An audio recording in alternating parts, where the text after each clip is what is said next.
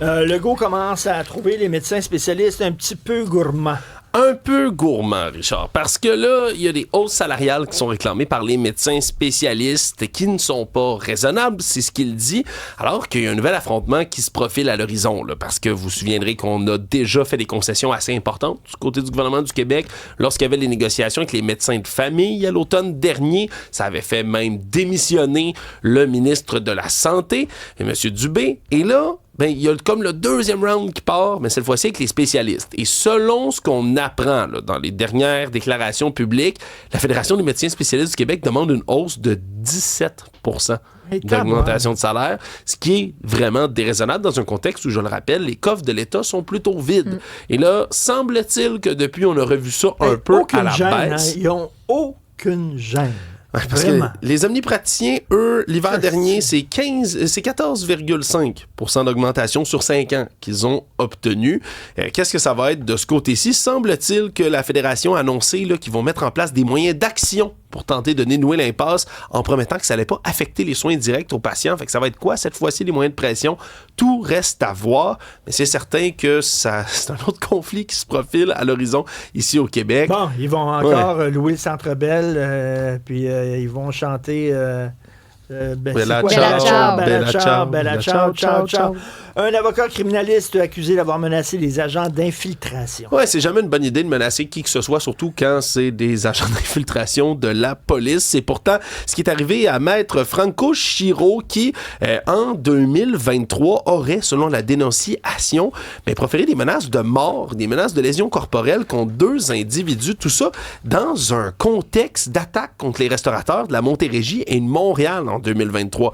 Une circonstance qui s'apparente, vous en conviendrez, avec ce qui s'est passé dans la dernière année, beaucoup dans le coin de Montréal, là, des tentatives d'extorsion qui sont survenues. T'sais, on va tenter de faire un incendie criminel sur un restaurant, on va cribler un bar de balles alors qu'il n'y a personne à l'intérieur. Et donc, dans ce cas-ci, maître Franco Chiro aurait menacé des gens dans ce contexte-là. Mais lui, quoi, il représente des gens c'est pas clair pour l'instant. C'est pas clair, mais c'est au moins... feu à les commerces ou quoi? C'est pas clair pour l'instant dans l'histoire là, s'il représentait de ces gens-là ou s'il est tout simplement mêlé au crime. Lui qui fait face à 5 chefs d'accusation. Puis ce qui est spécial, c'est que celui qui serait là, le cerveau de l'opération à l'époque, Brandon Reyes, 31 ans, mais lui était en prison à ce moment-là. Lui qui avait écopé de prison à vie pour avoir participé au meurtre d'un Hells Angels qui se trouve du côté du chapitre de Niagara Falls. Il a commandé ça de la prison. Même en 2023, comme quoi, il n'y a rien qui change depuis. Ben non, rien qui change. Stéphanie, U2, sont-ils encore à Vegas, U2?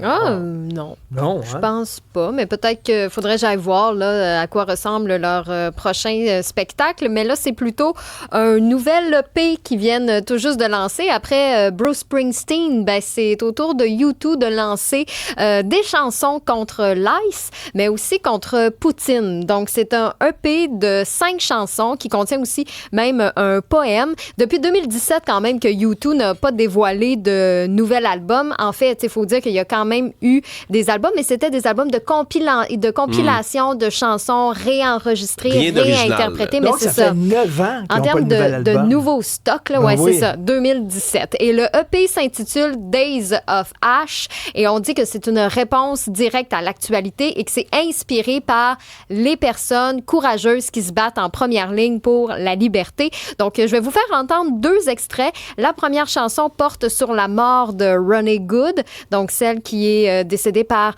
un agent de la police de l'immigration. Et la chanson s'intitule American Obituary. Renee Good, born to die free, American mother of 3, 7th day January, a bullet for each child, you see the color of her eye.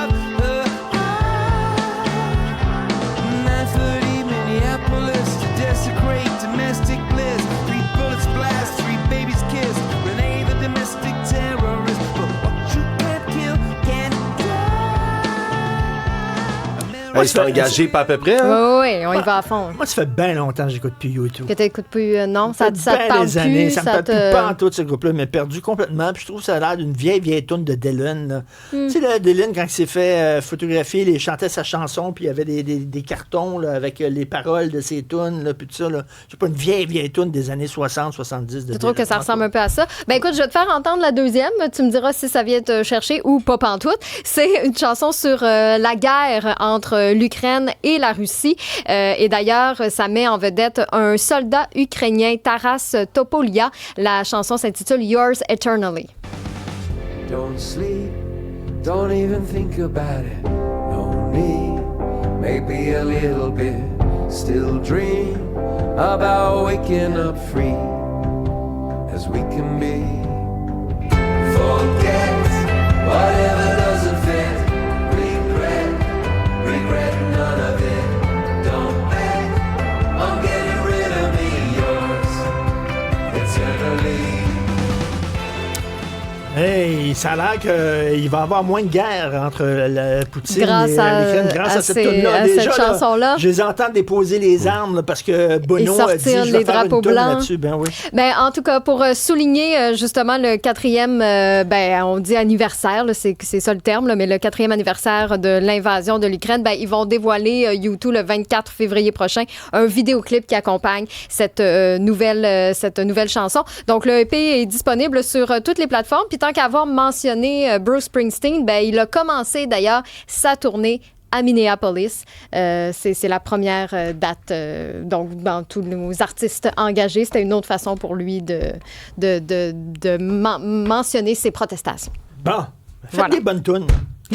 Ah, ça sonnait bien, la tune sur Des bonnes l'Ukraine. tunes. Ouais, C'est moi, ça, moi, celle sur là. l'Ukraine, C'est ça... La mission première d'un musicien, c'est de faire des bonnes tunes. Après ça, là, c'est que tu parles d'environnement ou de guerre ou n'importe quoi, ou du jambon ou des Pop-Tarts. Fais des bonnes tunes.